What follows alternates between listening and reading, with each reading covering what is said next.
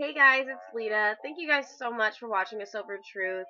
Thank you for those of you that share it, comment on it, like it, post it, all that good stuff. Honestly, sometimes I'm up till 2, 3, 4 in the morning talking to strangers from different cities that have reached out and just want to know Jesus or want to know how to stay sober or just want to vent or need advice. And that's what A Sober Truth is about. And without you guys, I never would have reached those people. So without you even knowing it, you're being used to save and bless other people. So thank you guys honestly so much for that. So forgive me for my lack of makeup, my hair looking ratchet, if you will, wearing my pajamas, which are actually kind of cool. This is an impromptu video. I was really only planning on doing a blog this week, keeping it lighthearted and funny because last week was really hard on me and a lot of people I know. But this has been on my heart actually, and I feel like I need to share it because it's honestly one of those things that can trip us up if we let it. So, I think we all need to know it because when I think about the times that I relapse, it's because I allowed something or someone to make me feel like I didn't deserve a better life. And you need to know that if you're on the right path and you want a better life, there's going to be people and things to try to pull you back away from that. The reason that I'm bringing this up is because it's been happening to me. And if I didn't have the strength of God on my side, I think I would have allowed this to break me down. There is a person who has a lot of hate in their heart for me, and I've talked about this person in God-Given Medicine. And anytime I post a YouTube video, I'm not even sure who this person is. I make a fake profile, and they just post about an essay-long thing about my past and throwing that in my face and telling me I'm not good enough and I just need to stop because all I'm going to do is relapse because that's who I am. Call me every name in the book and then some. And it's dawned on me that that's the biggest lie the enemy can ever tell us. When you're first trying to get your life together and you're just early in recovery or you're early in your walk with God and you're not exactly sure who you are, it's easy. That's the point where the enemy hits the hardest because he knows you're vulnerable. You're just barely stepping out. You're kind of unsure. You're like, I know this is the right way, but how do I do it?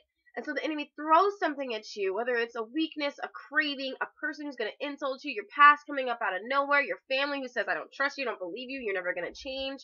Whatever that is, he throws it at you at that moment so that you won't keep stepping forward. So he plants enough doubt in you that you're like, oh, you're right. Why am I even trying? This is who I am. If they're going to treat me the same way anyways, why put in the hard work to be sober? And then we relapse on drugs, and we relapse spiritually. I've done it so many times. And if the enemy can make us feel like we're not worth better, and we should just sit in our misery, then he's won. And he has us forever. So I just want to remind you guys that it's not people in this world. It's not things in this world where we find our identity. When you decide to follow God, you've made that decision to trust on what he tells you. There's nothing anyone can tell you that trumps what he tells you. There's nothing anyone can do to you that trumps what he could do for you. Never forget that. Don't let someone turn you back around because this way's hard, because this way's uncomfortable, because this way is not what you're used to. Don't let anyone make you feel like you're not good enough for the things that you've done. We've all messed up. None of us come to Jesus perfect, and I will say that time and time and time again. Not one person you see that has their life changed and figured out came that way to Jesus. He gives that to you. There's nothing you can do in this life to make him love you any more or any less. It's already perfect. I want to repeat that slower. There's nothing you can do in this life to make him love you any less or any more. And I can attest to that, you guys, because I have done everything I promised myself I wouldn't do. I've sinned left, right, here, and there, and I still mess up to this day. And this week I almost kind of had an anxiety attack about it because I'm reading this comment, and I am not perfect, and I'm like, maybe this person's right. Maybe I'm not changing. Maybe I can't be this person I'm promising God I want to be. But it's not about that. It's who God promises me I'm going to be. None of us are ever going to live perfectly. None of us are ever not going to mess up, not make mistakes, not get hurt, not hurt other people. That's just life. But I can rest on what God tells me It's the truth, and it never changes. When you're headed the right direction, for instance, a video game. If you're going the wrong way in a video game, do the enemies pop out and try to stop you? No, it's silent. You can't find anything or anyone. It's like tumbleweeds going across the screen. When you finally turn and go start going the right way, enemies come out of the woodwork and just attack you, and you gotta fight off everything to get to the goal or the people you gotta save or the end of the level, whatever it is.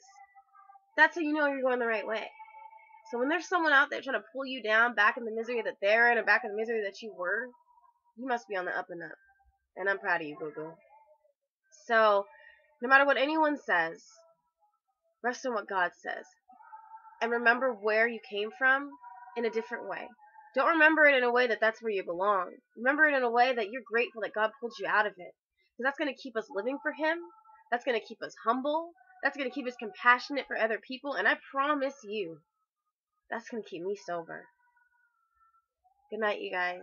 Thanks for watching The Sober Truth. Have an awesome week. Bye.